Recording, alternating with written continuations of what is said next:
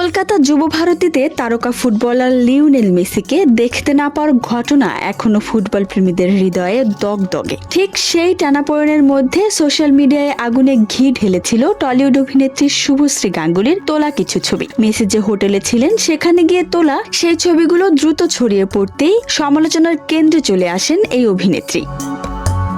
সাধারণ মানুষের মধ্যে তীব্র ক্ষোভের মুখে পড়তে হয় তাকে। এবার সোশ্যাল মিডিয়ায় ভিডিও বার্তার মাধ্যমে সমস্ত বিতর্কের জবাব দিলেন খোদ শুভশ্রী। পুরো ঘটনার ব্যাখ্যা দিয়ে তিনি জানান, গোট ইভেন্টে আমাকে আমন্ত্রণ জানানো হয়েছিল। বিনোদন জগতের প্রতিনিধি হিসেবে আমি এবং কৌশিক গঙ্গোপাধ্যায় সেখানে আমন্ত্রিত ছিলাম। তার কথায় আমন্ত্রণ পেয়েই আমরা মেসির হোটেলে যাই। নির্ধারিত সময়ে আমরা মেসির সঙ্গে দেখা করি, ছবিও তুলি। সেখান থেকে বেরিয়ে আসার সময় ওদের পিআর টিমের পক্ষ থেকে আমাকে যুব ভারতীতে নিয়ে যাওয়ার জন্য অনুরোধ করা হয়। বলা হয় আমি গেলে ওদের সুবিধা হবে। মাঠে আমাদের জন্য একটি নির্দিষ্ট তাঁবুর ব্যবস্থা ছিল, আমরা সেখানেই অপেক্ষা করছিলাম। শুভশ্রীর ভাষ্য মতে, যে সময়ে ছবিগুলো পোস্ট করা হয়েছে নেটওয়ার্কের সমস্যার জন্য মুহূর্তে তা পোস্ট হয়নি, কারণ ক্রীড়াঙ্গনে জ্যামার লাগানো ছিল। মেসির ক্রীড়াঙ্গনে ঢোকেন 11টার সময়। তাকে নিয়ে যে বিশৃঙ্খলা শুরু হয়েছিল সেটা আমি নিজের চোখে দেখেছি। তিনি আরো বলেন, প্রযুক্তিগত ত্রুটির কারণে আমার ছবিগুলো কিছু সময় পর দেরিতে পোস্ট হয়, আর সেটাই দুরন্ত গতিতে ছড়িয়ে পড়ে। এরপরে আমাকে নিয়ে ট্রোলিং শুরু হয়। আমাকে প্রোপাগান্ডা এবং